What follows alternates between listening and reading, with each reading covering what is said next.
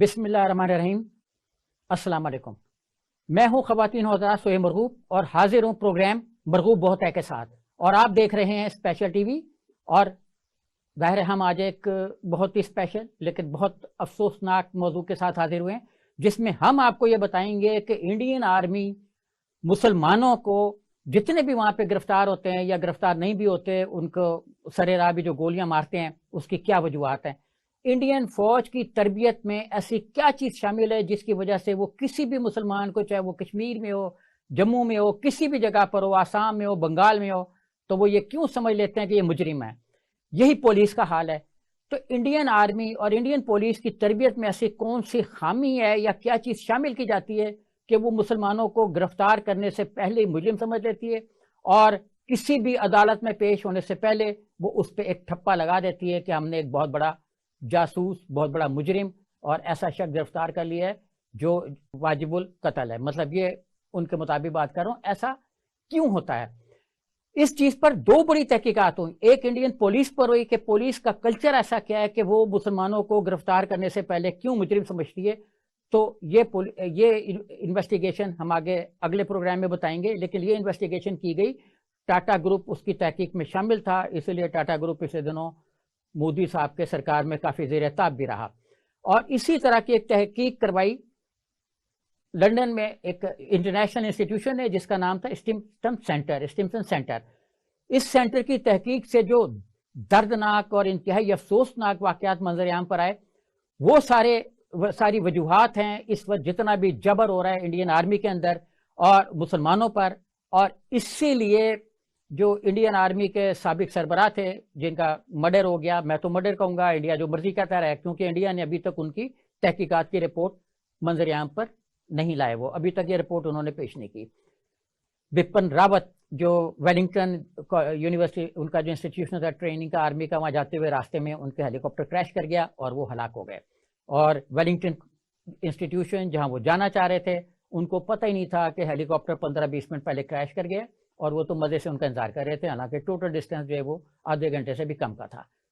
تو کافی سارے اس میں ابہام تھے کہ ان کو کس نے مارا، کیوں مارا، اس پر بھی ہم بعد میں بات کریں گے۔ لیکن میں آپ کو یہ بتاتا چلوں کہ جب اسٹمسن سینٹر نے تحقیقات کرانی شروع کی تو اس نے اس تحقیق کی جو رپورٹ ہے وہ اس وقت شاید انٹرنیٹ پہ ہو یا شاید نہ ہو، رپورٹ کا ٹائٹل ہے ویلنگٹن رپورٹ۔ ویلنگٹن رپورٹ میں جو چونکا دینے والے انکشافات ہوئے، اس میں آپ کو ان ہر بات کا جواب ملے گا جو اس وقت انڈیا کے مختلف علاقوں میں کیا جا رہا ہے، جبر اور تشدد، جس میں ایک فوجی افسر نے ایک کشمیری جو صاحب کو گاڑی کے آگے باندھ دیا اور باندھ کے اوپر پورے علاقے میں گھسیٹتے رہے، اور پھر انہوں نے کہا کہ یہ تو میں نے اپنے سیلف ڈیفense میں کیا ہے۔ یہ کیسی فوج ہے جو سول شہریوں کو اپنے ڈیفنس میں گاڑی کے آگے باندھ کے استعمال کرتی ہے؟ انڈین فلموں میں تو ہوتا ہے ایسا، لیکن انڈیا کے یہ فلمیں جو بھی ہیں اس طرح کی، وہ ایکچولی کلچر کی نشاندہی کرتی ہیں۔ میں اسی موضوع کے بیچ میں بتاتا چلوں، آج کل ایک تازہ انڈیا کی فلم آئی ہے جو اس شخص پر ہے جس نے گاندھی کو مرڈر کیا، یعنی گاندھی کو مرڈر کرنے والے کو بے گناہ ثابت کرنے کے لیے ایک نئی فلم بنی۔ اسی سے یہ چیز ثابت ہوتی ہے کہ انڈین کلچر میں، انڈین معاملات میں کس قدر راسخ ہو چکے ہیں جو ان کے قتل و غارت گری کے نظریات ہیں، ان کے نظریے میں قتل شامل ہے نا۔ ڈیوڈ سمتھ لکھتے ہیں کہ 9 مئی 1947 کو سابق بریگیڈیئر جو بعد میں آرمی چیف بنے، 9 مئی کو وہ بریگیڈیئر تھے، تو ان کو اس وقت جو تھے بڑے آفیسر تھے کے.ایم. کیریاپا، جو بعد میں انڈین آرمی چیف بھی بنے، ان کے اور ماؤنٹ بیٹن کے بیچ میں کوئی معاملات چل رہے تھے، اور اس وقت بریگیڈیئر نے آرمی چیف کو یہ پیشکش کی کہ جناب آپ انڈیا میں مارشل لا لگا دیں، آپ انڈیا میں مارشل لا لگا دیں۔ بریگیڈیئر صاحب کی پرپوزل تھی، لیکن یہ تجویز اس لیے منظور نہیں کی گئی کہ اس وقت انگریز وہاں پہ جنرل تھا کے.ایم. کیریاپا، اور اس نے وہ تجویز منظور نہیں کی، ورنہ شاید انڈیا میں مارشل لا لگ جاتا تو نہرو وغیرہ تو کبھی بھی حکومت میں نہ آتے، گاندھی فیملی کا بھی نام و نشان نہ ملتا ہمیں۔ تو بہرکیف ماؤنٹ بیٹن نے جب سارا کچھ عہدہ سنبھالا اور جنرل ایسمے کو انہوں نے چارج دیا کہ وہ مارشل لا لگانے کی تجویز پر غور کریں، تو جنرل ایسمے نے اس پر اپنی رپورٹ دی۔ یہ میں ویلنگٹن کے والے سے بات کر رہا ہوں، جو ویلنگٹن رپورٹ اپنا اسٹمسن سینٹر کی مدد سے تیار کی گئی۔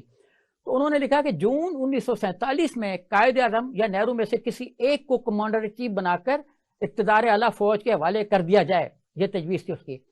وائس رائے کو یہ حیرت انگیز تجویز لگی، اس نے کہا کہ ایسا تو کہیں ہوا ہی نہیں، ہم تو ایک طرف تو کہہ رہے ہیں کہ جمہوریت قائم کی جائے، ملک میں اقتدار کا انتقال اقتدار کیا جائے، اور دوسری طرف آپ ایک ایسی تجویز دے رہے ہیں جو بذات خود عوام سے ان کے اختیارات چھیننے کا نظریہ ہے۔ تو انڈیا کی جو عسکری تربیت تھی، ان اداروں میں یہ نظریہ پنپ رہا تھا، میں پھر کہوں گا عسکری اداروں میں وہ نظریہ پنپ رہا تھا کہ وہ فوج کو عوام کو دبانے کے لیے استعمال کریں، اور اس نظریے کو بعد میں انہوں نے مسلمانوں پر تشدد کی شکل میں اختیار کیا۔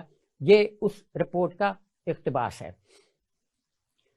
تو گزشتہ 38 برسوں میں جب ویلنگٹن کالج پر رپورٹ بناتے ہوئے ان صاحب نے یہ تحقیقات کی، تو انہوں نے 38 برسوں کا ان کی تحقیقات کا مطالعہ کیا، سارا جو کچھ جس پیٹرن پہ وہاں پہ تربیت دی جاتی رہی اس کا مطالعہ کیا، جو وہاں پہ اسٹوڈنٹس تھے ان کی نسل، ان کے رنگ، ان کے اپنا ماحول کا مطالعہ کیا۔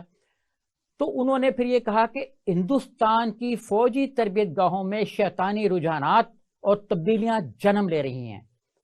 انڈین فوجی تربیت گاہوں میں شیطانی رجحانات اور تبدیلیاں جنم لے رہی ہیں۔ سابق وزیر دفاع وائی بی چون کی یہ بات بھی نظر انداز کرنے کے لائق نہیں، انہوں نے واضح کیا تھا کہ جب تک بات ملک کے دفاع کی ہو تو ہم سبھی ہندو کشتری کھتری جو بھی ہیں وہی ہیں، یعنی ہم سب پکے جو ہیں وہ والے فوجی ہیں جو مہابھارت کے زمانے میں جنگیں لڑتے رہے، جس میں کسی کو زندہ نہیں چھوڑنا۔ تو یہ مطلب انڈیا کے وزیر دفاع کی بھی سوچ تھی جو ویلنگٹن کالج کے پر بننے والی رپورٹ میں موجود ہے۔ تو انہوں نے یہ واضح کیا کہ سارے مسلمان، جتنے بھی مسلمان ہیں، وہ ففتھ کالمنسٹ ہیں، جو ہندوستان کو اندر سے شکستہ کرنے کے درپے ہیں۔ وہ چاہتے ہیں کہ ہندوستان کی جڑوں کو کھوکھلا کر دیا جائے، تو ان کے سروں میں نہیں، سروں میں گولیاں نہیں مارنی، ان کے ماتھے پہ ایسے گولیاں مارو کہ ایک بھی آدمی بچنے نہ پائے۔ اور یہ بات انہوں نے جموں و کشمیر کے حوالے سے کی۔ اور پھر یہ کہا گیا کہ جموں و کشمیر میں پولیس جو ہے وہ تو بہت کمزوری دکھا رہی ہے، آپ دیکھ رہے ہیں کہ روز 3-4 لوگوں کو شہید کرتی ہے۔ اور پھر کہہ رہے ہیں جو ویلنگٹن کالج کے لوگ ہیں وہ کہہ رہے ہیں کہ جموں و کشمیر میں پولیس بہت کمزوری دکھاتی ہے، گولیوں کو سنبھال کر رکھتی ہے، مطلب گولیاں استعمال نہیں کرتی، جس سے صورتحال بگڑ رہی ہے۔ اکھنڈ بھارت کا تقاضا یہ ہے کہ ہندو فوج کی نگاہوں میں آسام، میگھالیہ، منی پور، میزورام، بہار، بنگال، جموں کشمیر، تامل ناڈو، ناگالینڈ، ان سارے علاقوں میں جتنے بھی مسلمان ہیں وہ سب باغی ہیں، ہندوستان کے باغی ہیں اور قتل کرنے کے لائق ہیں، باغی ہیں، قتل کرنے کے لائق ہیں۔ 1950 اور 1960 کی دہائی میں کسانوں نے بنگال میں حقوق کی آواز بلند کی۔ 1950 اور 60 کی دہائی میں جب بنگال میں حقوق کی آزادی کے اپنا آواز بلند کی تو سب نے ان پر ٹھپا کیا لگایا کہ یہ تو ماوئسٹ ہیں، یعنی ہر تحریک کو اسٹ لگا کے بدنام کیا جانے لگا۔ تامل قوم نے جب اپنی آزادی کی تحریک لڑنا چاہی تو وہ تامل ٹائیگرز بن گئے۔ تو یہ تو ان کی روایت ہے۔ مسلمانوں نے جب کرنا چاہا تو وہ ان کو مختلف ناموں کے ساتھ منسوب کر کے بدنام کرنے کی کوشش کی گئی۔ تو بہرحال فوجیوں کے ذہنوں میں یہ بات بٹھا دی گئی تھی کہ ماوئسٹ اور نکسل اور سکھ دہشت گرد ہیں۔ یہ اسٹمسن کالج پر جو رپورٹ بنی اس میں موجود ہے، ویلنگٹن کالج پر جو اسٹمسن سینٹر نے رپورٹ بنائی اس میں یہ موجود ہے کہ سکھ دہشت گرد ہیں، ماوئسٹ دہشت گرد ہیں، نکسل دہشت گرد ہیں، یہاں تامل بھی دہشت گرد ہیں، مسلمان بھی ٹیررسٹ ہیں، اور جو کچھ کیرلا اور اس سے آگے کی ریاستوں میں لوگ ہیں جن کے نظریات ہیں وہ سارے کے سارے دہشت گرد ہیں۔ سکھ خالصتان بنانا چاہتے ہیں، بہار سے اڑیسہ سے اروناچل پردیش تک ملک کو توڑنے کی سازشیں ہو رہی ہیں۔ یہ مطلب انڈیا کے وزیر دفاع اور مختلف لوگ مختلف اوقات میں کہتے رہے ہیں۔ اکثر فوجی جو ہیں انڈیا کے وہ اسٹمسن کے والے سے بات کر رہا ہوں، 7 سسٹرز یعنی اپنا جڑی ہوئی ریاستیں، آسام، میگھالیہ، ناگالینڈ، میزورام، تریپورا، منی پور اور اروناچل پردیش کو ملک دشمن گردار ہے۔ یعنی ان لوگوں میں، ان آبادیوں میں جو لوگ رہ رہے ہیں وہ سب ملک دشمن ہیں، کیونکہ وہ ظاہر ہے کہ اس وقت ساؤتھ اور یہ جو ایریاز تھے یہ انڈیا کے جو پراپر تھے انڈینز ان کو نہیں مانتے تھے، ان کے اپنے بھگوان تھے، اپنے ان کے اوتار تھے، تو یہ ان کو نہیں مانتے تھے، تو یہ سارے کے سارے ٹیررسٹ بن گئے۔ ان ریاستوں میں نسل پرستانہ تحریک نے جنم لیا اور ان کا یہ ماننا تھا کہ یہ نسل پرستانہ تحریکیں جو ہے یہ انڈیا کا شیرازہ بکھیرنے کے سوا کچھ نہیں کریں گی. اینگلو انڈیا جنگ جیتنے کے بعد برٹش جو ہے وہ جب برٹش نے چھوڑا علاقوں کو تو یہ چاہ رہے تھے کہ ہم یہاں پہ ان سب کو روک دیں. اب ولنگٹن کالج وہ کیوں بنا, اس کی کیا تاریخ ہے اور اس کی کیا وجوہات ہیں اور وہاں پہ ٹریننگ کا پیٹرن کیا تھا, اس پر بحث کی اسٹمپٹن سینٹر نے. تو وہ کہتا ہے کہ 1826 میں جب معاہدہ ہوا تو انڈیا نے اس پہ کئی علاقے جو ہے وہ تاج برطانیہ کو مل گئے 1826 کے معاہدے کی روح سے. تو انہوں نے پھر اس ساحلی علاقوں میں ان علاقوں میں آسام, میگھالیہ, ناگالینڈ وغیرہ میں, میزورام میں ایک نئی تربیت گاہیں شروع کی. لیکن چونکہ یہ ہمیشہ سے ہی جن کو انڈین سوچ کے مطابق باغی کہا جاتا ہے تو یہاں پہ یہ تحریکیں چل رہی تھیں. انڈیا میں جب ان علاقوں کو انگریزوں نے اپنے تسلط میں لیا, اپنی نوآبادی اور غلامی میں لیا, تو ان علاقوں میں پہلے سے ہی تحریکیں موجود تھیں. اور یہ جیسے ہمارے کئی ایریاز ہیں جن میں ہم کہہ سکتے ہیں قبائلی علاقے, بلوچستان کے علاقے, وہ کبھی بھی انڈین غلامی میں نہیں گئے, نہ انڈیا اس کی انگریز کی اور نہ اپنا انگریز سے پہلے کسی اور دور میں انہوں نے کسی بھی تسلط کو تسلیم کیا, چاہے وہ اپنا چائنا سے آنے والے لوگ ہوں یا کوئی بھی ہوں, انہوں نے کسی کی تسلط کو تسلیم نہیں کیا, فوجی برتری کو نہیں مانا. تو ناگالینڈ اور آسام وغیرہ میں بھی ایک معاہدہ طے پایا کہ ناگا عوام جو ہیں وہ اس کو تسلیم کر کے تو امن اور آشتی کے ساتھ رہیں گے. لیکن ناگا نے یہ معاہدہ تسلیم نہیں کیا, عوام نے, اور وہاں پہ تحریکیں شروع ہو گئیں جو اب بھی ہم دیکھ رہے ہیں کہ جنگ آزادی کی وہاں پہ تحریکیں چل رہی ہیں. 1956 میں یہ بڑی طاقتور ہو گئی تھی. شیلانگ کا جو ایریا ہے, شیلانگ ایکارڈ جس کو بھی کہتے ہیں, تو اسی نام پر یہ ایک معاہدہ ہوا. تو اس میں بھی اس کو بھی لوگوں نے نہیں مانا اور سیز فائر کا معاہدہ جو ہے وہ بدامنی اس علاقے میں ختم نہ کر سکی. اور منی پور جو کسی زمانے میں آزاد ریاست ہوا کرتا تھا, جب اس کو بھی انگریزوں نے لیا اپنے تسلط میں تو وہاں بھی آزادی کی تحریک شروع ہو گئی.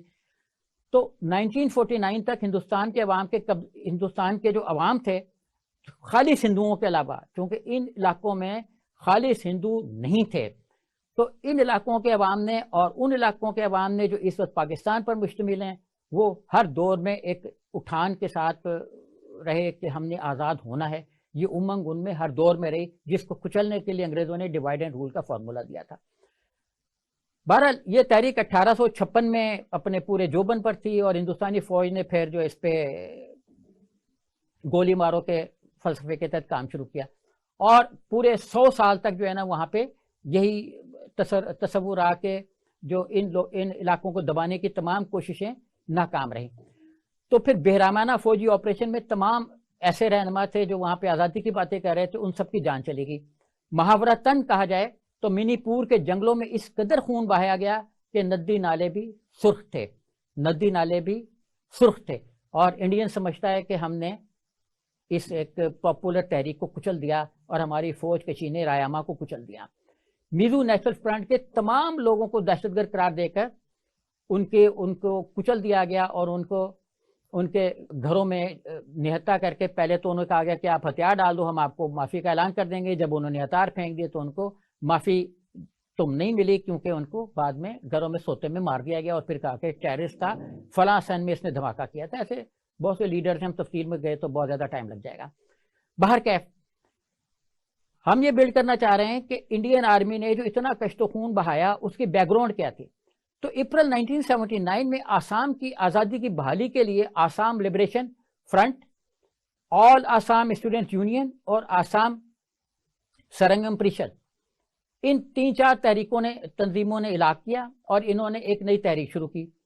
اور یہ نئی تحریک جو ہے وہ کئی علاقوں میں جو ہے وہ اپنے عروج پر تھی, اور ان کے اس نوجوانوں کے دلوں میں وہ سارے زخم بھی تازہ تھے جو پہلے بہا چکا تھا انڈیا. تو اس میں بہت سے لوگ جو ہیں وہ ہلاک ہوئے. ایک جنگ میں کوئی 2191 لوگ مارے گئے اور دوسری میں 500 لوگ مارے گئے, انڈین آرمی نے مارے. اسی طریقے سے 1985 میں جب معاہدہ آسام ہوا تو پھر اس میں بھی آسام کی آزادی کے جو سارے کارکن تھے, لیڈر تھے, ان کو مار دیا گیا.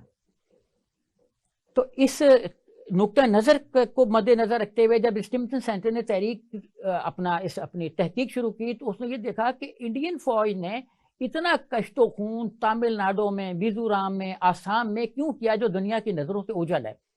آخر کیا وجہ ہے کہ جب انڈین حکومت جو ہے کہیں بھی کسی فوج کو اپنی فوج کو بھیجتی ہے تو وہ کیوں بے لگام ہو کر لوگوں کو مارنا شروع کر دیا؟ جیسے 2191 لوگوں کو مارا، 500 لوگوں کو مارا. تو ہمیں یہ واقعات آج شاید نہ ملیں، ہمیں تو اسٹیمزن سینٹر نے بتایا اور ان کی تحقیق میں موجود ہے اور اس کے حوالے بھی ہیں. تو ایسا کیوں ہے کہ یہ سارا تشدد ہوتا رہا؟ تو پھر اس نے اپنی رپورٹ میں یہ بتایا کہ جب انڈین فوج بارز وجود میں آئی 1977 میں تو اس میں 70% ہندو تھے، 30% مسلمان تھے. 70% ہندو جن کی آبادی اس وقت بھی اتنی تھی، کوئی ڈیموگرافک چینجز بڑے نہیں آئے، اور 30% مسلمان تھے. ڈیموگرافی مسلمانوں کی اس وقت بھی یہی تھی، 14% مسلمان تھے نیشنل اس میں اپنا سروے میں. تو لیکن آرمی میں وہ 2.5 گنا تھے. آرمی میں مسلمان قیام پاکستان سے پہلے 2.5 گنا تھے جو ہندوستان کو ورثے میں ملنے والے تھے آزادی کے بعد. معزز ناظرین، ہم اب ایک چھوٹی سی بریک لیں گے، بریک کے بعد آتے ہیں.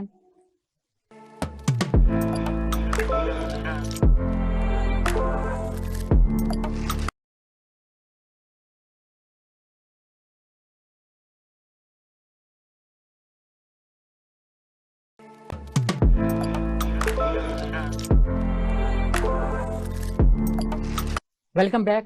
تو ہم بات کر رہے تھے کہ انڈین فوج کا ذہن کیوں اس قدر خراب ہو گیا کہ وہ جہاں مسلمان کو دیکھتے سمجھتے ایک مجرم جا رہا ہے اور اس کے سر میں گولی مار دینی چاہیے. اس کی وجہ انڈین ڈیفنس انسٹیٹیوشنز ہیں. تو کمانڈر چیف تھے اوکن لک، وہ چاہتے تھے کہ انڈین آرمی کی تقسیم اس طرح سے کی جائے کہ جو اہم اثاثہ جات ہیں، اہم عسکری اثاثہ جات، وہ انڈین گورنمنٹ کو مل جائیں اور پاکستان کے حصے میں کم سے کم اثاثے آئیں.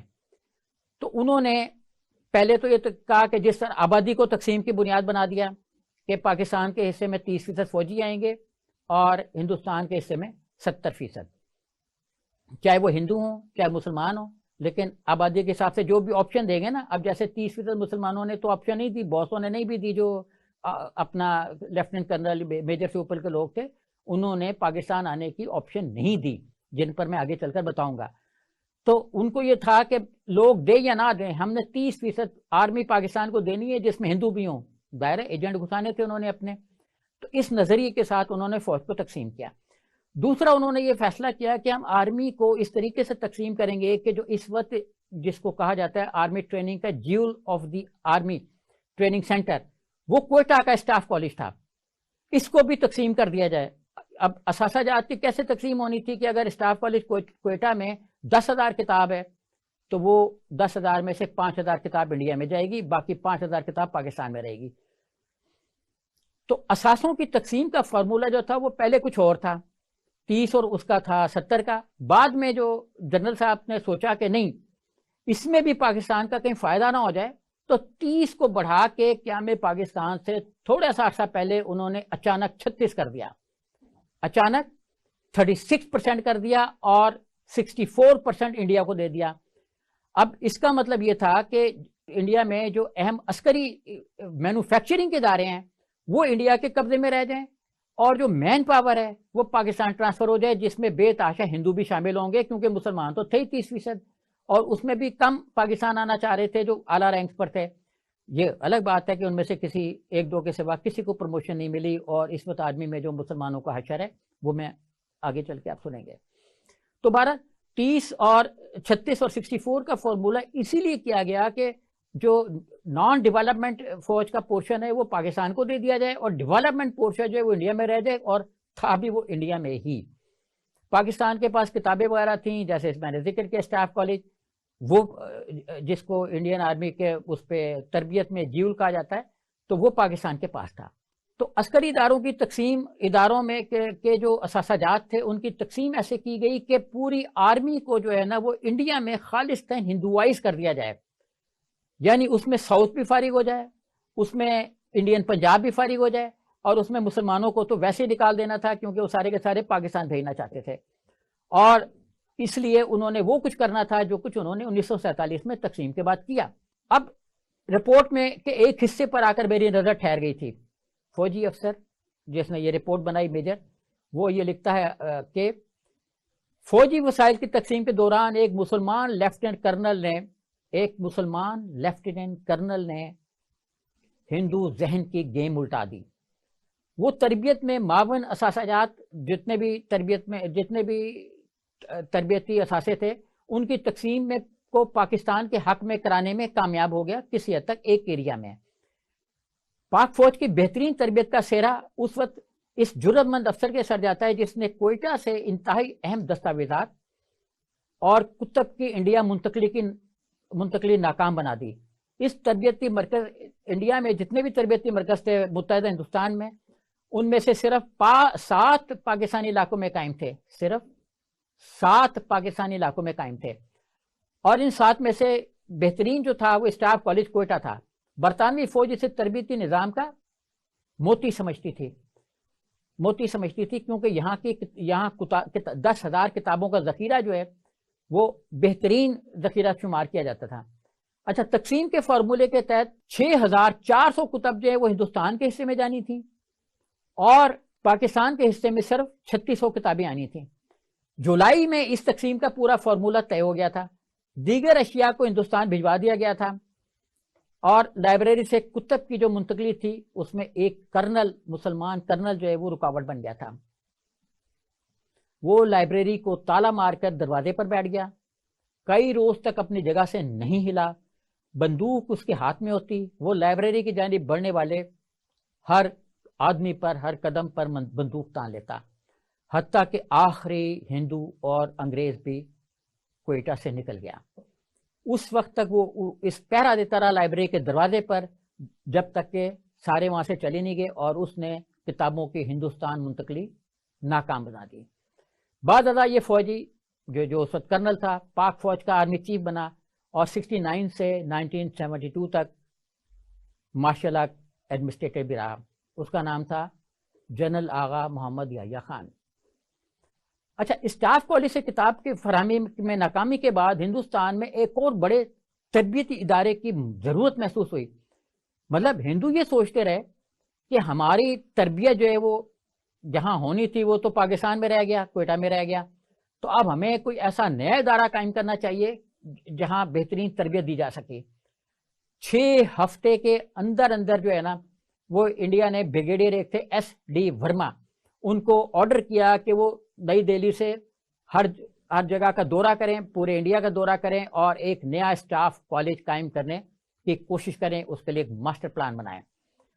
تو اس نے کافی تلاش کی، ادھر ادھر پھرتا رہا، مختلف پہاڑوں میں اس نے سفر کیا، تو اس کو نیلگری ماؤنٹینز جو ہیں اس کے پہاڑی علاقے میں ایک جگہ ایسے ملی جہاں اس نے ایک نیا کالج قائم کرنے کا منصوبہ پیش کیا، اور یہ کالج کہلاتا ہے ویلنگٹن ٹریننگ کالج، جہاں جاتے ہوئے راستے میں بپن راوت صاحب کا ہیلی کاپٹر کریش کر گیا تھا.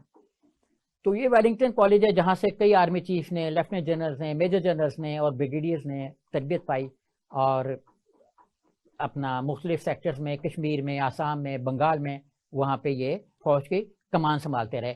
اور اسی لیے اس علاقے میں بپن راوت کا مرڈر ہو گیا کہ یہ اس علاقے سے تھے جس پر ویلنگٹن کالج کے لوگوں نے، ان کے تربیت یافتہ فارغ التحصیل فوجی افسروں نے جبر کیا، خون بہایا.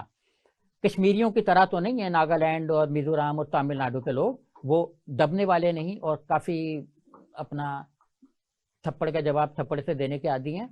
تو انہوں نے ظاہر ہے اپنا انتقام بھی لیا، اور انڈین فوج کو پتہ ہے، انڈین آرمی کو پتہ ہے کہ بپن راوت کے ساتھ ویلنگٹن کالج جاتے ہوئے راستے میں کیا بھی تھی. باہر کیف نیلگری کے پہاڑوں پر ان کی نظر کیوں ٹھہر گئی؟ اس لیے کہ اس کے ایک جانب تامل ناڈو کے بلند و بالا پہاڑ تھے، کومبیٹ پور کا ایک میدانی علاقہ تھا، میسور کے جنگل تھے. تو انڈین یہ چاہ رہا تھا کہ اس کو ایک ایسی جگہ پر تربیت دی جائے فوجی افسروں کو جہاں پہ پہاڑ بھی ہوں، میدان بھی ہوں اور جنگل بھی ہوں، تاکہ کشمیر کے جنگلوں میں لڑنا ہو تو وہاں پہ لڑیں، تامل کے پہاڑوں میں تاملوں کو مارنا ہو تو وہاں پہ یہ فوج استعمال ہو، اور میسور کے اپنا، اور اگر کومبیٹ پور میں بھی ظاہر ہے اس کی میدانی تربیت ہے تو وہ ظاہر ہے راجستھان اور ادھر ادھر بھی اگر کوئی کیرلا میں کرنا ہو تو آرمی کو ان تینوں جگہوں میں ایک اپنی سرگرمیاں سرانجام دینے کے لیے موقع مل جائے. برطانوی major general WD staff college کے آغاز میں وہاں پہ رہے، 7 برس تک وہ اس کالج کے سربراہ رہے. 5 اپریل 1948 کو شروع ہونے والے پہلے بیچ کے 20 طلباء میں کو 20 ہفتوں تک تربیت دی گئی. پہلے جو بیچ تھا اس میں نے بتایا 20 طلباء تھے، 20 ہفتوں کی تربیت تھی. بڑا ایک مائنر کورس تھا جو شروع میں کیا گیا کیونکہ فوج کو ضرورت تھی اس وقت آرمی کی. 36% شارٹیج ہو گیا تھا. لیکن کچھ ہی عرصے میں چند ہفتوں کے بعد جو ویلنگٹن کالج ہے وہ ہندوستان کے اعلیٰ فوجی تربیت یافتہ اداروں میں شمار کیا جانے لگا، اور اس میں پھر وہ ایک ایسا مرکز بن گیا جس نے انڈیا کو کئی اہم فوجی افسران مہیا کیے. مئی 1949 میں تیسرے کورس کے وقت جو ہے وہ بحریہ اور فضائیہ کے، مطلب صرف وہاں پہ بڑی فوج کو تربیت نہیں تھی، ان کے بھی 8 افسر شامل ہوئے. اب اس وقت تو پورے بیچز تیار ہو رہے ہیں، لیکن پہلی کمان میں جب 1949 میں تھی اس میں تھوڑے سے مطلب 8 افسران شامل تھے. تو چھٹے کورس میں جو ہے نا وہ ایجنسیوں کی تربیت بھی شروع ہوگی، جس میں را وغیرہ بھی شامل تھا، اور وہ ایجنسیاں بھی شامل تھیں جو انہوں نے بعد میں سابقہ مشرقی پاکستان میں مداخلت کی، اور بلوچستان میں مداخلت کرتے رہے. کلبھوشن بھی کہیں اسی طرح کا کوئی چیز ہوگا، تو جو وہاں کا فارغ و تحصیل تو نہیں، لیکن انہی کے کسی زیر سایہ افسر کے رہا ہوگا. تو بہرکیف وہاں جب ایک پریزنٹیشن دی گئی تو اس میں غیر ملکی طلباء کے داخلے کی کئی شرائط تھیں. ان کے لیے یہ تھا کہ ان کو جتنے بھی غیر ملکی طلباء ہندوستان میں آ رہے تھے ان کو جاسوسی کا ذریعہ بنا لیا گیا. یعنی یہ ہندوستان دنیا کا واحد ملک ہوگا جس نے تربیت جن کو دے رہا ہے ان کو ہی اپنا جاسوس بنا لیا کہ تمہارے ملک میں کیا ہو رہا ہے. ان سے ایسے ایسے فارم بھروائے گئے جس سے انہوں نے ویلنگٹن کالج والوں نے پوری جس کو کہتے ہیں نا جانکاری وہ حاصل کر لی کہ بیرون ملک کیا ہو رہا ہے، ان کے اندر خانے پالیسی کیا بن رہی ہیں، ان کی آرمی کی سوچ کیا ہے. تو یہ انڈیا نے اپنے ویلنگٹن کالج کے قیام کے بعد ہی شروع کر دی تھی سرگرمیاں دوسرے ممالک میں مداخلت کی. تو اس نے اس کو پھر اپنے جو 1998 میں انہوں نے ویلنگٹن کالج کے کورسز میں ایک نیا نصاب شامل کیا. یہ نصاب تھا ملک کی نظریاتی سرحدوں کا دفاع کرنا، یعنی ہندوازم کا دفاع کرنا جو ہے وہ ویلنگٹن کالج کے کورسز میں 1998 میں شامل کر دیا گیا. اور ملٹری اکیڈمی کے 1000 کیڈٹوں میں سے 250 کو داخلہ ملتا. ملٹری اکیڈمی بھی ان کی ایک اچھی تربیت گاہ، تو اس کے بھی صرف جو ہے نا وہ برائے نام لوگ اس میں شامل ہوتے تاکہ مطلب یہ ایک پریسٹیجس ادارہ بنتا چلا جائے. تو ویر پرکاش ملک جو سابق آرمی چیف تھے اور وہ بھی مطلب امریکی معاملات میں کافی دلچسپی لیتے تھے، میں نے جیسے بتایا نا مداخلت، تو انہوں نے ہی اس ویلنگٹن کالج میں اینٹی امریکن تربیت دی. اگر آپ جائزہ لیں تو ایک زمانے میں روس جو انڈیا کا سیٹلائٹ تھا، آج بھی ہے، اور انڈینس کہتے ہیں کہ روس ہمارا آزمودہ دوست ہے، کیونکہ ظاہر ہے 71 میں جب پاکستان 2 لاکھ ہوا تو اس کی پلاننگ اندرا گاندھی کے دور میں روس کی مدد سے ہی رکھی گئی تھی. تو اینٹی امریکن لابی جب تھی تو اسی فوج کی لابی کے زیر اثر، کہتے تو میں نا کہ انڈیا میں آرمی کا انفلوئنس نہیں ہے، اسی لابی کے زیر اثر انڈیا نے غیر جانبدار تحریک کی قیادت سنبھالی، اور وہ اپنا امریکی امپیریلزم کے نام پر امریکہ کے خلاف جدوجہد کرتا رہا. تو بہرحال انہیں بڑا زبردست اینٹی امریکن سمجھا جاتا تھا، اسی لیے انہوں نے اپنے پورے کورسز کو اینٹی امریکی کورسز میں بدل دیا تھا. اور پاکستان بھی چونکہ اس وقت امریکہ کے بہت قریب تھا تو ظاہر ہے ہم بھی ان کے نشانے پر تھے، اور ہم تو ویسے نشانے پر تھے کیونکہ ان کا یہ خیال تھا کہ پاکستان تو چند مہینوں میں فائنینشلی اور انتظامی طور پر کلیپس کر جائے گا. لیکن بہرحال حضرت قائد اعظم اور ان کے رفقا کار کو کریڈٹ جاتا ہے کہ انہوں نے ایک ایسے ملک کو بنا بھی لیا اور چلا بھی لیا جس کی مخالفت میں 80 کروڑ سے زائد ہندو کمر بستہ تھے. تو بہرکیف 2002 میں دہلی سے بذریعہ خط آگاہ کیا گیا کمانڈنٹ کو، مطلب جو اس وقت اس آرمی کی ٹریننگ دے رہے تھے، کہ بھائی امریکہ کے اب اتنا خلاف نہ جاؤ. یعنی 2002 میں انڈیا نے اپنی پالیسی بدلنا شروع کی تھی کہ آپ کی امریکہ میں رپورٹس اچھی نہیں ہیں، آپ اس ادارے کو اینٹی امریکن ادارے میں کنورٹ نہ کریں، اور ادارے کی اپنی رفایات ہیں آپ ان سے سر منہ انحراف نہ کریں. تو لیکن بہرحال انہوں نے پھر بھی کیا، اور ان کو بیڈ کاپ کا لقب دیا گیا. بیڈ کاپ، گندا فوجی. تو بہرحال بیڈ کمانڈر تھے وہ، تو کاپ تو نہیں تھے بہرحال. تو اور بلکہ حالت یہ تھی کہ اس زمانے میں جب وہاں پہ ہندوازم فروغ پا رہا تھا تو وہ اس حد تک کٹر قسم کے ہندو تھے کہ اگر کسی نے نمستے بولنے میں کوئی تلفظ کی غلطی کر دی تو وہ اس کو بھی مطلب تنقید کا نشانہ بناتے تھے. اس طریقے سے اس کالج میں لوگوں کی تربیت شروع ہوئی. اور پھر 1998 کے بعد ہی انگلش کو جو ہے نا وہ تربیت میں جو دیگر زبانیں تھیں ان کو ہٹا کر خالصتاً انگلش کو اپنا لیا. کیونکہ اب وہ یہ چاہ رہے تھے کہ اس میں ترجیحاً گوروں اور ان کی اولادوں کو شامل کرنا تھا تاکہ بیرون ملک ان کا اثر و نفوذ بڑھایا جا سکے، اور بچے کچھ انتظامی جو عہدے تھے وہ سیکولر فوجی لے اڑے۔ تو اب ایک تو ولنگٹن کالج کے جو اعلیٰ عہدے تھے ان پر گورے آ گئے، اور جو نیچے عہدے تھے وہ سیکولر فوجیوں نے سنبھال لیے۔ سیکولر مینس پرو ہندو، کیونکہ اس زمانے کے جو سیکولر تھے وہ بھی ظاہر ہے پرو ہندو تھے، اور وہ بھی اتنے ماڈریٹ نہیں تھے جتنا ہم سمجھتے ہیں، لیکن مجبوری میں جو ہے نا وہ گوارا تھے اور قابل قبول تھے۔ بہرکیف پنجاب ریجمنٹ جو ہے وہ اور ڈوگرا ریجمنٹ جو ہیں اس کی مثالیں دی جا سکتی ہیں۔ مسلمانوں پر مشتمل ایک ریجمنٹ بھی اس کالج کے بننے کے بعد قائم نہیں ہوئی، مسلمانوں پر مشتمل ایک ریجمنٹ بھی قائم نہیں کی گئی، کیونکہ مسلمانوں کو فوج سے ہٹانا تھا۔ گورکھا ریجمنٹ جو تھی اس کو بھی رفتہ ختم کرنے کی کوشش کی گئی، سکھوں اور گورکھوں کو بھی ختم کرنے کی کوشش کی گئی۔ یہ ساری ریجمنٹس جو ہیں وہ قیام پاکستان سے پہلے قائم تھیں، لیکن نہرو نے ہی فوج سے مسلمانوں کا خاص طور پر صفایا کرنے کے لیے، ان کو ہٹانے کے لیے یہ ایک ایسی پالیسی بنائی جس کے اپنا عمل درآمد کے بعد وہ مسلمان آہستہ آہستہ فوج میں کم سے کم ہوتے چلے گئے۔ اور اس پالیسی پر سیکولر تشخص کے جو حامی تھے، صحیح معنوں میں جو سیکولر تشخص کے حامی تھے، انہوں نے بہت تشویش ظاہر کی، بہت ہی تشویش ظاہر کی۔ اور دوسری طرف جو انتہا پسند تھے وہ بھی تشویش کا اظہار کر رہے تھے۔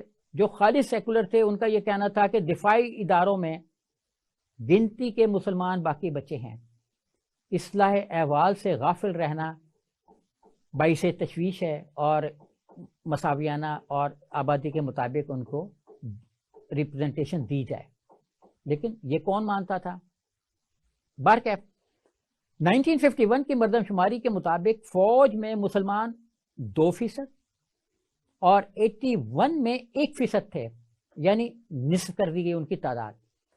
پنجابی جو ہندو تھے، وہ نہیں جو پنجابی کو سکھ پنجابی ہوں، پنجابی ہندوؤں کی تعداد 16% سے بڑھ کر 20%، اور سکھوں کی تعداد 26% سے کم ہو کر 18% رہ گئی۔ راجپوتوں کا تناسب 7% سے گھٹا کر 6%، مرہٹوں کا 6% سے 5%، اور پارسیوں کا جو آبادی میں ملک کی برائے نام حصہ تھے وہ 2% تھے فوج میں، لیکن وہ بھی 1% رہ گئے۔ تیلگو، ڈوگرا اور ہماچل پردیشی کے جو لوگ تھے ان کی آبادی فوج میں تناسب 1% تھا، تو وہ اس سے بھی کم رہ گئے۔ مسیح برادری 5% سے کم ہو کر 4%، اور کشمیری پنڈت، ہم رونا سن رہے ہیں نا، وہ جو فلم بھی بنائی ہے ایک نے، وہ کہتا ہے کہ جی کشمیری پنڈتوں پہ ظلم ہوا، تو کشمیری پنڈتوں پہ ظلم تو نہرو نے بھی کیا کہ انہوں نے 2% آرمی میں ان کی نمائندگی تھی ان کو گھٹا کر 1% کر دیا۔ اور جو دیگر کیٹیگریز تھیں، جیسے گڑھ والی ایک کیٹیگری وہاں پہ تھی، ان کی نمائندگی 16% تھی آرمی میں، قبائلی یہ لوگ ہیں، تو یہ 16% سے کم ہو کر 7% رہ گئے۔ اور مسلمانوں کی ایک مشتمل پوری Jammu Kashmir light infantry division تھی جس میں 50% مسلمان یا کشمیری شامل تھے۔ ہلکے ہتھیاروں سے مسلح یہ فوجی دستے مسلمانوں کی نمائندگی کرتے تھے، لیکن ان کو بھی بعد میں رفتہ ختم کر دیا گیا۔ اور دیگر انٹیلیجنس اداروں میں جیسے کہ را اور ایسے سول ادارے ہیں، ان میں ایک بھی مسلمان نہیں بچا۔ یہی وجہ ہے کہ را کی ساری رپورٹس اینٹی مسلم، اینٹی پاکستان اور اینٹی مسلم کنٹریز ہوتی ہیں، صرف پاکستان کے خلاف نہیں، مسلمانوں کے خلاف نہیں، مسلمان جو اسلامی ممالک ہیں ان کے خلاف بھی را کی رپورٹس اسی لیے ہوتی ہیں کہ اس میں ایک بھی مسلمان نہیں ہے۔ اور انڈیا کا یہ ماننا تھا نہرو کے زمانے میں کہ کسی ڈیفنس اور ڈیفنس ریلیٹڈ ادارے میں مسلمانوں کو شامل نہیں کیا جائے گا۔ تو بہرکیف سینٹرل ریزرو فورس میں مسلمان جو وہ 3.8% تھے، 8.3% تھے، 8.3%، وہ کم ہو کر 5.5% رہ گئے، یعنی اس میں بھی 3% کم کر دیے۔ آسام رائفلز میں 1275 مسلمان تھے جو تقریباً 5.25% ہیں، یہ 1953 میں کم ہو کر تقریباً 2% رہ گئے۔ تو وزیر دفاع جو تھے مہاویر تیاگی، انہوں نے اعتراف کیا کہ دفاعی اداروں میں مسلمانوں کی نمائندگی قیام پاکستان کے وقت ان کے ٹوٹل جو ان کی اسٹرینتھ تھی اس کا 1/3 تھی، جو 1/3 سے گھٹ کر صرف 2% رہ گئی ہے، یعنی 1/5 رہ گئی ہے۔ इतना सिस्टमेटिक जो जिसको कहते हैं ना मुसलमानों के साथ वहाँ पे जबर किया गया। तो बहर के मजीद 30 बरस बाद भी सूरत जो हाल है उसमें कोई इस्लाह नहीं हुई। तो साबिक वजीर दिफा जॉर्ज फर्नांडिस थे, उन्होंने भी इतराफ़ किया कि फौज को मुसलमानों की ज़रूरत नहीं, फौज को मुसलमानों की ज़रूरत नहीं, वो हमेशा से शक के दायरे में है।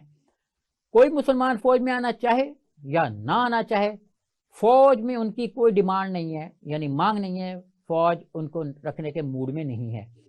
हिंदुओं के नज़दीक मुसलमान सिर्फ फिफ्थ कॉलमिस्ट हैं, फिफ्थ कॉलमिस्ट के सिवा कुछ नहीं, जो हिंदुओं को की जड़ों को खोखला करने के दर पे हैं। मौजूद नाज़रीन, अब मुझे मुख्तसर अरसे के लिए एक ब्रेक दीजिए, आप भी ब्रेक लीजिए, तो हम मिलते हैं दोबारा।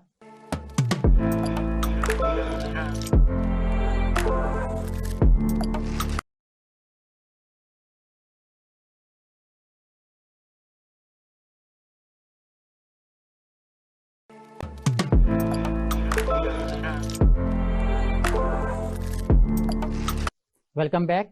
तो हम बात कर रहे थे कि बड़े बड़े जो इस वक्त इंडियन आर्मी में फौज की कमान संभाले हुए वो वेलिंगटन कॉलेज के पढ़े हुए हैं, जिसकी कमी इसलिए महसूस की गई कि स्टाफ कॉलेज कोयटा जो है वो पाकिस्तान के हिस्से में आ गया था। अच्छा, 1994 में एक फौजी अफसर लेक्चर दे रहे थे वेलिंगटन कॉलेज में, वेलिंगटन इंस्टीट्यूट में।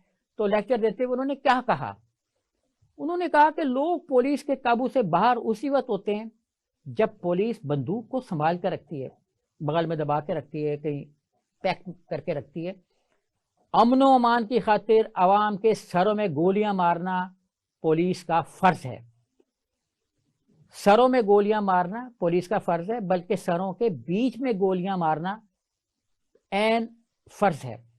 मुसलमानों को फौज से अलग करने की वजह भी यही है ताकि इंडियन फौज में क्या चल रहा है वो मुसलमानों को, पाकिस्तान को दुश्मन नंबर 1 समझती है, इससे बचाया जा, इस तस्वुर को आम होने से बचाया जा सके और किसी को पता ना चल सके कि फौज की तरबियत, उसकी उठान किस पैटर्न पे हो रही है।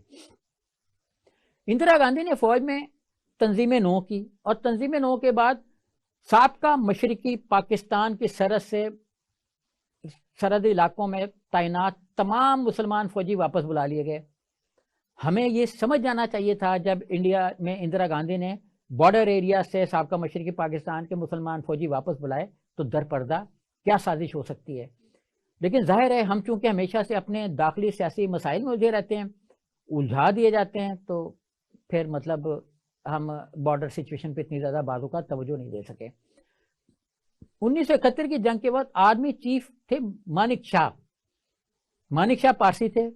ईस्टर्न कमांडर इन चीफ थे जनरल अरोड़ा, वो सिख थे, और उनके चीफ ऑफ स्टाफ थे मेजर जनरल JFR जैकब, ये यहूदी थे। यानी इन 3 फौजी जर्नैलों ने मिलकर ईस्ट पाकिस्तान के तोड़ने की जो साजिश थी वो तैयार की, इनके उसमें कमान में तैयार हुई। बाहर के इस पर बाद में कभी बात करेंगे। सिख भी हिंदुओं की हिट लिस्ट पर थे, आज भी हैं, और जहां तक मेरा ख्याल है हमेशा रहेंगे। और इसी सिखिज्म की वजह से इंडिया इस वक्त कनाडा के साथ भी लफ्जी जंग की हालत में है। हम कह सकते हैं कि हालत जंग में है लफ्जी तौर पर। और 1984 में हालत ये थी जो अब भी है कि एक सिख अफसर को रेलगाड़ी से खींचकर बेदर्दी से मौत के घाट उतार दिया गया, और रेलवे स्टेशन पर मौत का मंजर देखने वाले बहुत लोग थे, किसी में मदद करने की हिम्मत नहीं हुई। ऐसे रूह फरसा वाकयात एक नहीं हैं, बेशुमार हैं। इसके बाद सिखों की लाइट इन्फेंट्री ने बगावत कर दी थी। सिखों की लाइट इन्फेंट्री ने इंडिया में बगावत कर दी थी। हम तो खैर ये नहीं जानते क्योंकि हमें बताया नहीं गया, हमारे किसी मीडिया ने नहीं बताया, शायद उसको खुद भी इल्म नहीं होगा। लेकिन बार के इस बगावत के बाद जो है इंडिया ने सिखों को कहा कि आप अपना असला जमा करा दो। तमाम सिखों से लाइट इन्फेंट्री के अलावा असला वापस ले लिया गया, और फिर उन्होंने सिख जो थे बॉस से उन्होंने मार्च शुरू कर दिया दिल्ली की जानिब। ये मार्च पास्ट पुरमन था, लेकिन हिंदू बटालियन भेज दी गई कि पूरी की पूरी आर्मी को गिरफ्तार कर लिया जाए, जो मतलब वहाँ मार्च पास्ट कर रही थी। तो एक पूरा यूनिट जो है उनको भेजकर सैकड़ों फौजी अफसरों को गिरफ्तार कर लिया गया जो एहतजाज कर रहे थे। 1984 में भिंडरावाला का मर्डर हुआ। تو بھنڈرانوالہ کے مرڈر میں بھی سکھوں کا نیٹ ورک جو ہے وہ ختم نہیں ہوا. ان کا خیال تھا کہ یہ لاوا کہیں نہ کہیں پکتا رہا, اور 21 مئی 1991 کو وزیر اعظم راجیو گاندھی کے قتل کے بعد, قتل کی صورت میں یہ لاوا جو ہے اس کا رنگ لایا. تو اس کے نتیجے میں جب راجیو گاندھی کا مرڈر ہوا تو اس کے نتیجے میں ہندوؤں نے 20,000 سکھوں کے خون سے ہولی کھیلی, اور پھر وہ چین کی نیند سو گئے. ان کو تو چین ہی اس وقت آتا ہے جب وہ انتقام ایک آدمی کے خون کا بدلہ 500 5,000 20,000 10,000 بے گناہ لوگوں کے خون سے لیں, تو پھر ان کو چین کی نیند آتی ہے.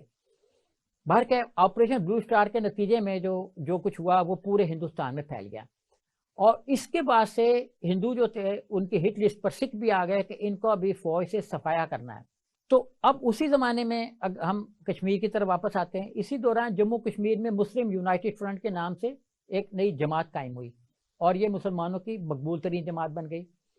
کشمیری نوجوانوں کے علاوہ جماعت اسلامی کے کارکن بھی اس میں شامل ہونے لگے, کیونکہ دیگر جماعتوں کو کام کرنے کا موقع نہیں مل رہا تھا. تو انہوں نے کہا کہ اس نئی جماعت کے پرچم تلے ہم کام کرتے ہیں, تو وہ بھی ان کے ساتھ آنا شروع ہو گئے.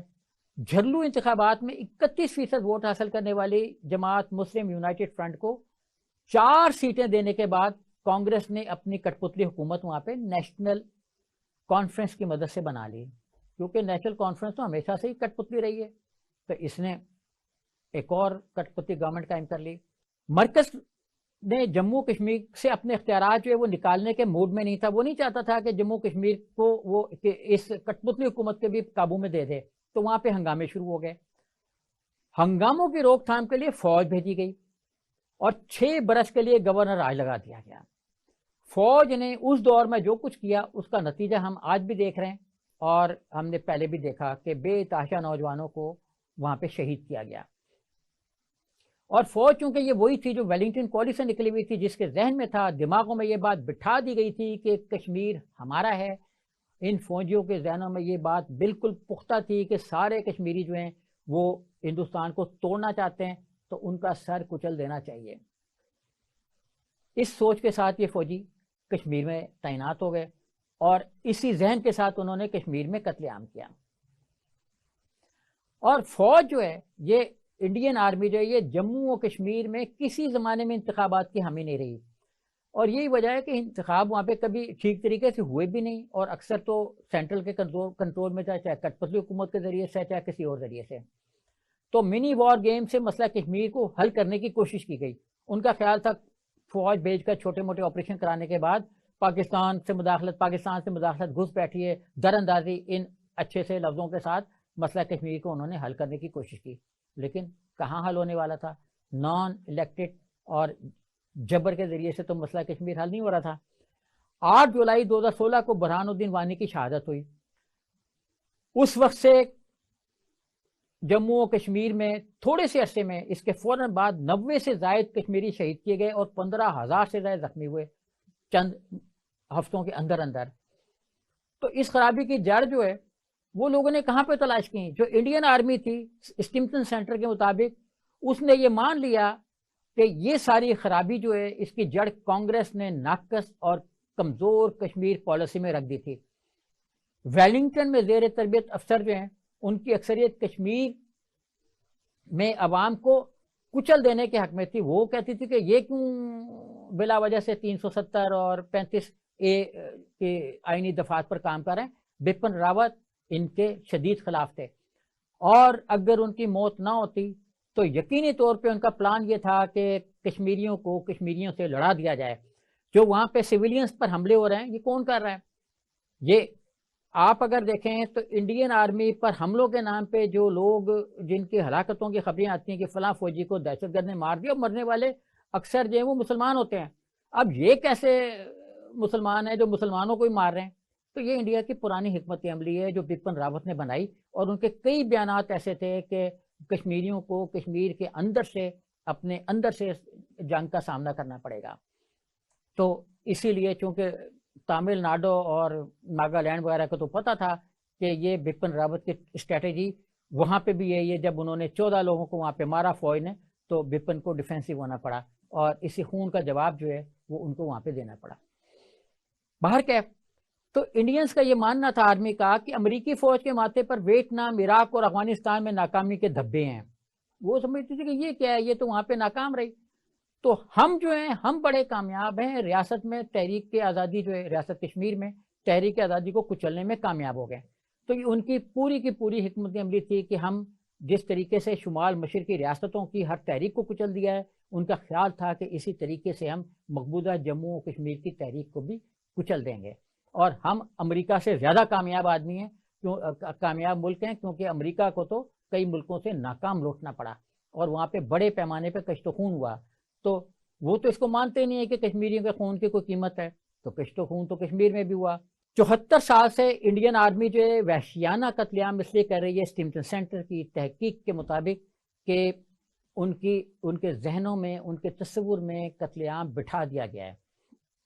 ان کا ماننا ہے کہ فرد جرم عائد نہیں کرنا، فرد جرم عائد نہیں کرنا، سیدھا جو ہے وہ اوپر پہنچا دینا ہے. فوج اجیت ڈووال کے بیان پر بھی رد عمل پیدا ہوا تھا. آپ اگر دیکھیں تو فروری 2014 میں اجیت ڈووال نے کہا تھا، سنو پاکستانیوں، تم ایک ممبئی کروا سکتے ہو لیکن ہم تم سے بلوچستان چھین لیں گے. اس بیان کے بعد کلبھوشن بلوچستان آیا. تو ہم تو چونکہ اجیت ڈووال اور اس طرح کے لوگوں کے بیانات کو زیادہ غور سے نہیں پڑھتے، ہم ان پر توجہ دیتے تو یہاں تو واویلا ہو چکا ہوتا. کیونکہ پاکستان میں سے اگر ایسا بیان کسی نے دیا ہوتا کہ ہم تمہیں جواب دیں گے کشمیر میں، تو پتہ نہیں کتنی ایف آئی آریں ہم لوگوں کے خلاف انڈیا میں درج ہو چکی ہوتی. لوگ یہ نہیں جانتے کہ انڈیا کی مقبوضہ کشمیر کی ہر ایف آئی آر میں پاکستان اور پاکستان کے داروں کا نام ہوتا ہے. جتنے بھی وہاں پہ دہشت گردی کے نام پہ کشمیری شہید کیے جا رہے ہیں، ان کی 90% ایف آئی آروں میں پاکستان یا پاکستان کے داروں کا نام ہوتا ہے. لیکن ہم بہرحال اس میں چونکہ توجہ نہیں دیتے. ہمیں تو عالمی داروں میں، عالمی عدالت انصاف میں جانا چاہیے کہ انڈیا میں وہ مقدمے دے، اور ہم اس کو انڈین کورٹس کی بجائے انٹرنیشنل کورٹس آف جسٹس میں لڑنا چاہتے ہیں. اچھا، اب جب قیام پاکستان کے بعد فوج کی تقسیم کی جا رہی تھی تو ہندوستانی فوج میں مسلمان، جیسا میں نے پہلے کہا، 1/3 تھے، لیکن تقسیم میں 36% کر دیے گئے. تو کمیشنڈ افسر جو تھے 215 اور وائس رائے کے کمیشنڈ افسر تھے 339. ان کی اکثریت نے ہندوستان میں رہنے کو ترجیح دی. یہ افسران بھی ہندوستان میں رہ تو گئے لیکن وہیں رہ گئے جہاں تھے، ترقیوں کو ترستے رہ گئے. 1997 تک فوج کی سربراہی تو کجا 2 مسلمان جو تھے، جو پہلے میجر اور اس سے اوپر تھے، وہ لیفٹیننٹ جنرل اور 6 میجر جنرل کے عہدوں پر تک پہنچ کے اس کے بعد ریٹائر ہو گئے. تو یہ وہ فوج تھی جس کی تربیت میں یہ شامل تھا کہ مسلمانوں کو فارغ کر کے آرمی کو ہندی بیلٹ میں تقسیم کرنا ہے. ہندی بیلٹ سے مراد شمالی ریاستوں کے افسران کی کمان میں دینا ہے. تو اکثر ہندو نصاب کی جنگی کہانیوں سے متاثر تھے. کبھی کبھی تو خود بھی وہ ان جنگوں کا ایک کردار سمجھنے لگتے تھے، جیسے آج کل بھی ہے. آپ دیکھیں نا، جیسے ساورکر کے بارے میں کہا گیا کہ وہ تو پرندوں پر سیر کیا کرتے تھے، اور جو کالا پانی کی جیل تھی وہاں سے بھی وہ طوطے پر بیٹھ کر باہر نکل آیا کرتے تھے. تو اس طرح کے جنگی کرداروں میں تھے، کیونکہ ان کی اصلیت میں جنگ تھی کوئی نہیں. باقی تو سارے ہارتے ہی رہے ہیں جتنے بھی ہندو تھے. جنگ نہ ہارتے تو کیوں مطلب وہاں پہ مسلمانوں کو اپنی حکومت قائم کرنا پڑتی، اور کیوں اپنا دہلی کے دفاع کے لیے علاؤدین خلجی جیسے لوگوں کو سامنے آنا پڑتا. سکھوں کی تعداد مسلمانوں کے مقابلے میں کہیں زیادہ اس وقت تھی، اور اس وقت جو ہے وہ کم کرتے کرتے بھی ابھی بہرحال زیادہ رہ گئی. تو فوج جو ہے وہ مڈل کلاس میں تبدیل ہو گئی.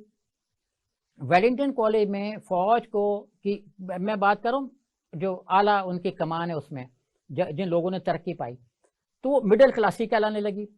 فوجی ملازمت اس طبقے کی پہلی ترجیح تھی، لیکن اسی طبقے کو بیچ میں سے آہستہ آہستہ نکالنا شروع کر دیا گیا، اور خاندانی رئیس جو تھے یا خاندانی کٹر ہندو، انہوں نے اس پر رفتہ رفتہ اپنی گرفت قائم کرنا شروع کر دی، اور فوج بھی رنگ، نسل اور مذہب کی بنیاد پر تقسیم ہوتی چلی گئی. مراٹھوں، راجپوتوں اور جاٹوں کی بہادری کے قصے اور سکھوں کے لطائف بھی اسی آرمی میں عام ہو گئے. آج اگرچہ مراٹھوں کا بڑا کہتے ہیں شیوا جی اور ان لوگوں کا بڑا وہ نام لیتے ہیں اپنا نریندر مودی صاحب، لیکن انہی کے مذاق پر مشتمل لطیفے جو ہیں وہ عام ہوئے. اور ویلنگٹن کالج سے ہی وہ توہین آمیز لطیفے جو سکھوں کے بارے میں مشہور ہوئے انہوں نے وہیں جنم لیا۔ منی پور اور دیگر شمالی ریاستوں کے طلباء کو کاموچنی کہہ کر مذاق اڑایا جاتا ہے، جس کا مطلب بڑا توہین آمیز ہے، میں کہنا نہیں چاہتا۔ جبکہ ہندو ریاستوں کے جوانوں کا لقب جو ہے جنوبی ریاستوں کا، جن کا رنگ ذرا سانولا تھا، ان کو کالے کہا جاتا تھا، کالے کہا جاتا تھا، یعنی پوری نسل پرستی جو ہے وہ کی بنیاد پڑ چکی ہوئی تھی انڈین آرمی میں۔ اساتذہ اور دیگر جو لوگ تھے وہ گفتگو ایسی کرتے جس میں عام آدمی کی اور دیگر طبقات کی توہین ہوتی، اور کوئی موقع نہیں جانے دیتے کہ اس نے تو بڑا پینسل پکڑنے کا انداز بھی ٹھیک نہیں ہے، یعنی اس طرح کے مذاق کے ساتھ لوگوں کا تمسخر اڑایا جاتا۔ اور ہندو جو ہیں وہ خود کو مارشل ریس سمجھنے لگے، مارشل ریس سمجھنے لگے، جو ہر جگہ پٹے ہوئے تھے، ہر جگہ ہارے ہوئے تھے، وہ مارشل ریس بننے لگے، جو کسی زمانے میں اٹھے ہی نہیں، سوائے ہم نے تو تصور سنا خود ہندوؤں کے زمانے میں ہندو بنیے گا کہ پیسہ جب سمیٹتے رہو، اور آج بھی اڈانی اور امبانی پیسے سمیٹ رہے ہیں اور کر کے آ رہے ہیں۔ تو یہ لوگ جو ہیں یہ وہاں پہ ویلنگٹن کالج میں خود کو اپنا مارشل ریس سمجھنے لگے اور سب میں نمایاں ہونے لگے، اور مذہب کے بارے میں ان کا استفسار بڑھتا چلا گیا۔ کالج کے رفتہ رفتہ جو تبدیلیاں آئیں اس میں کالج میں 80% طالب علم جو تھے وہ کٹر ہندو تھے، اور ویلنگٹن کالج کی رپورٹ مرتب کرنے میں لوگ لکھتے ہیں کہ نقل عام تھی، ہندوؤں کے لیے نقل عام تھی، وہ نقل کر کے پاس ہوتے تھے، اور اس میں ایک چیپٹر ہے میسو اینڈ ایکسٹراڈنری، میسو اینڈ ایکسٹراڈنری نقل تھی، اور جس کی بیس پر ہندوؤں نے تربیت پائی اور اپنا مارشل ریس کہلانے لگے، اور موبائل پر بھی ٹیکسٹ میسیجز آتے ہیں کہ اس طریقے سے نقل کی جائے۔ تو نقل ان کا پاس ہونے کا، آگے بڑھنے کا آلہ تھا۔ اب ایک ایسا آدمی جس کی تربیت میں بھی فطور ہے، جس کے ذہن میں بھی فطور بھر دیا گیا ہے، تو وہ کیسے مطلب انصاف کو قائم کرتے؟ اچھا، میں یہاں یہ بھی ذکر کر دوں، جیسے میں نے پیچھے یحییٰ خان کا ذکر کیا، سابق کور کمانڈر لاہور اور سابق گورنر مغربی پاکستان لیفٹیننٹ جنرل عتیق الرحمان اسٹاف کالج کوئٹہ کے حوالے سے کیا کہتے ہیں، جس کا ذکر ہوا نا کہ ویلنگٹن کالج کی کمی محسوس ہوئی۔ گورے نمبروں کو زیادہ اہمیت دیتے ہیں تھے، گورے نمبروں کو اہمیت دیتے تھے، وہ مسائل کا حل پوچھتے اور بہتر جواب دینے والے کو فوقیت ملتی، نقل کا کما کرنے کا یہی ایک طریقہ تھا۔ لیکن ویلنگٹن کالج نے اس طریقے کو بھلا دیا، ویلنگٹن کالج نے یہ سمجھ لیا کہ نقل سے ہی ہم پاس ہوتے ہیں۔ تو معزز ناظرین، ہم نے یہ دیکھا کہ ویلنگٹن کالج سے نقل کے ذریعے پاس ہونے والا ہندو کبھی آرمی چیف بنا، کبھی ایسٹرن کمانڈ کا ہیڈ بنا، کبھی ویسٹرن کمانڈ کا ہیڈ بنا، کبھی وہ کشمیر میں راشٹریہ رائفلز کی کمان سنبھالی، کبھی بارڈر سیکیورٹی فورس کا چیف بنا، اور کبھی اس نے را کو تربیت دینا شروع کی، تو کبھی اس نے را کا کے ذہن کے طور پر کام کیا۔ تو یہ وہ لوگ ہیں جو پیدائشی یہ سمجھتے ہیں کہ مسلمان جو ہیں وہ سارے کے سارے قتل کرنے کے قابل ہیں، اور تمام جو علاقہ ہے وہ ہندو ہے، اور کٹر ہندو راشٹریہ قائم کرنا ہمارا مقصد ہے۔ ہمارا مقابلہ ایک ایسے ذہن سے ہے، ہم تو مقابلہ نہیں کرنا چاہتے، وہ ذہن پوری دنیا کے ساتھ حالت جنگ میں ہے، جس کا خوف اب مغرب کو بھی ہو رہا ہے، کینیڈا کو تو ہو گیا، امریکہ نے بھی تجربہ چکھ لیا، نیو جرسی میں مزہ چکھ لیا جب بلڈوزروں کی نمائش ہوئی، اور اپنا انگلینڈ نے بھی دیکھ لیا کہ اس کے اپنے لیسسٹر میں کیا ہوا۔ تو یہ وہ ذہن ہے جو پوری RSS کی پشت پر ہے۔ تو ہمیں اس ذہن کا مقابلہ کرنے کے لیے خود کو تیار کرنا ہوگا۔ خود کو تیاری سے مطلب یہ نہیں کہ ہم کوئی ہتھیار اٹھا لیں، مطلب ذہن کو روشن رکھنا ہوگا، حالات پر نظر رکھنی ہوگی، اور ہمیں یہ دیکھنا ہوگا کہ ہمارے گرد و نواح میں کیا ہو رہا ہے۔ تو اگلے پروگرام تک سہیل مرغوب کو اجازت دیجیے۔ خدا حافظ۔